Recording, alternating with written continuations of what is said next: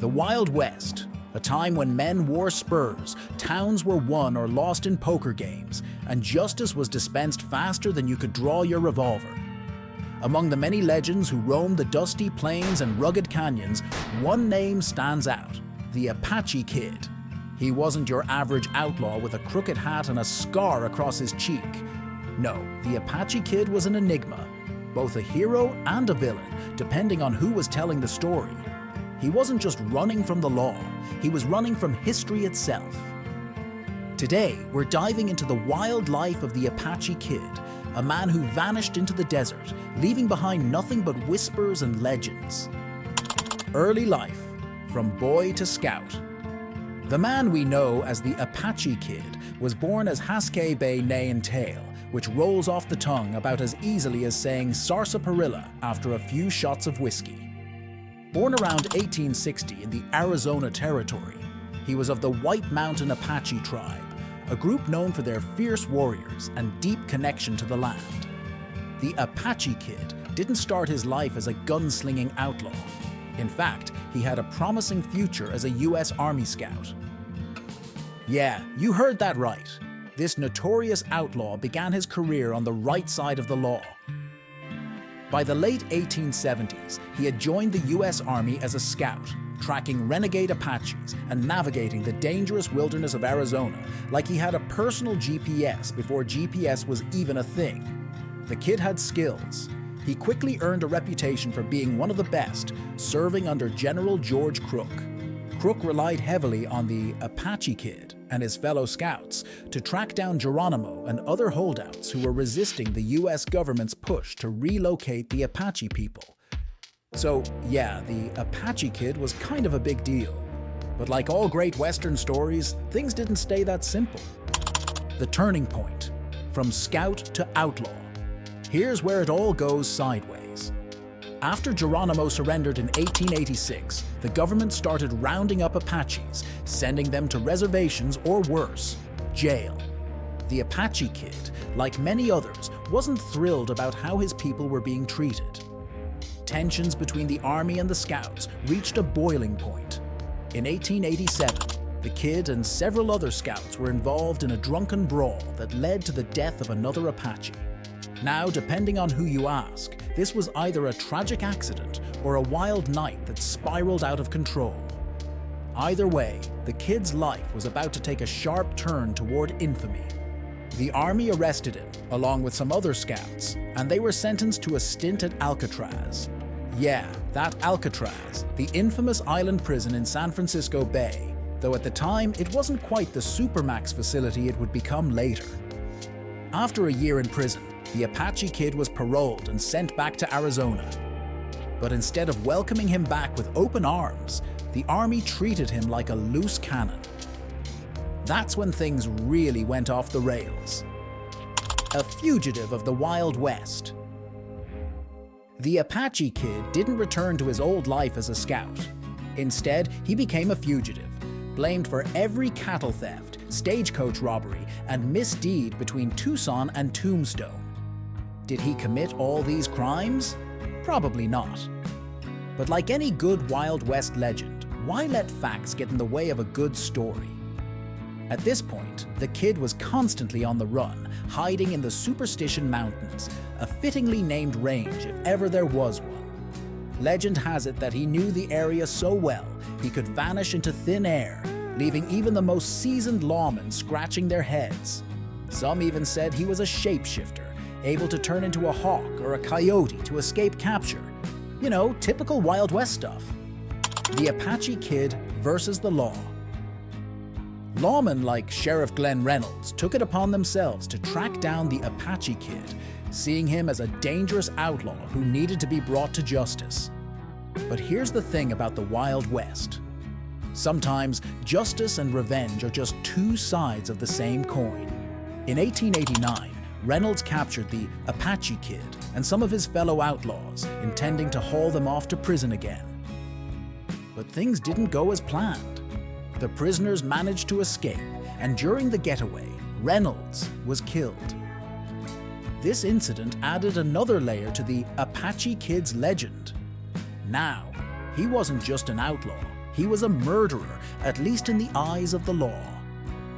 From that point on, every posse in the territory was gunning for the Apache Kid.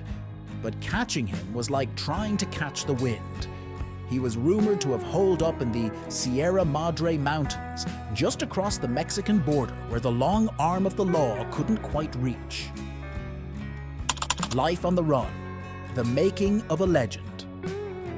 With the death of Sheriff Glenn Reynolds during the infamous prisoner escape in 1889, the Apache Kid became a marked man, and the Wild West was never quite the same again.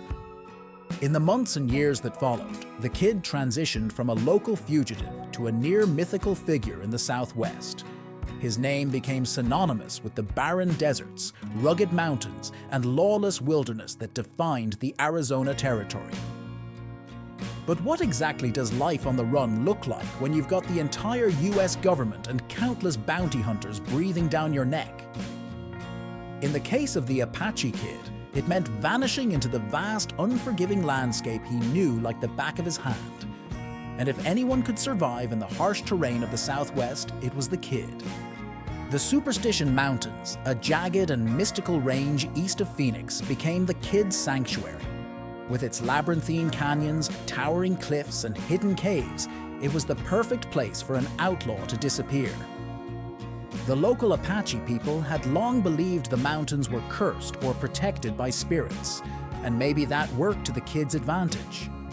Anyone who dared pursue him into the mountains often returned empty-handed if they returned at all. The Apache Kid was like a ghost, always one step ahead of the law, slipping through their fingers at every turn. The Kid's knowledge of the land wasn't just impressive, it was unmatched. He could track the movement of posses from miles away, and his survival skills were nothing short of legendary. He could find water in places where others would perish from thirst. He knew which plants could be eaten and which would make you sick. He moved quietly, blending into the landscape like a shadow. One story claims that he could move so fast through the desert, you'd blink and he'd be gone, leaving nothing but a puff of dust in his wake. His reputation grew with each close call. Every time a posse thought they had him cornered, the Kid would vanish. It was almost supernatural, the way he evaded capture time and time again. Rumors spread that he was more than just a man.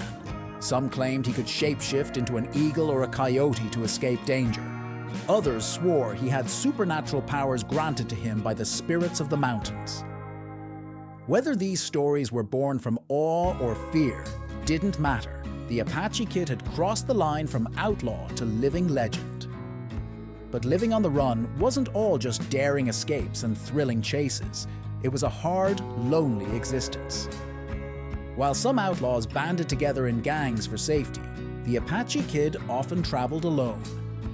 Maybe it was because he couldn't trust anyone after the betrayal he'd felt at the hands of the US government. Or maybe it was because he knew that too many people in his circle would only slow him down. Whatever the reason, the Kid remained a lone wolf, out there in the desert with no one to rely on but himself. The legend grows. Here's where the story gets murky, as legends tend to do. The Apache Kid became more than just a man, he became a myth. Reports of sightings came in from all over the Southwest, each one wilder than the last. Some said he had a band of outlaws working with him, robbing stagecoaches and ranches. Others claimed he was waging a one-man war against the US government, avenging the treatment of his people. What's true? What's exaggeration? It's hard to say. But one thing's for sure, the Apache Kid was impossible to catch. Even the famed lawman John Slaughter, known for his no-nonsense approach to hunting down outlaws, couldn't pin him down. The Vanishing Act. By the late 1890s, the Apache Kid had disappeared completely. Did he die in some remote canyon, his bones bleaching under the Arizona sun? Or did he escape to Mexico, living out his days in peace, far away from the reach of the US government? No one knows for sure. And that's part of what makes the Apache Kid's story so intriguing. Unlike Billy the Kid or Jesse James, who were gunned down in dramatic showdowns, the Apache Kid simply vanished. He slipped into the shadows of history, leaving behind only rumors and ghost stories.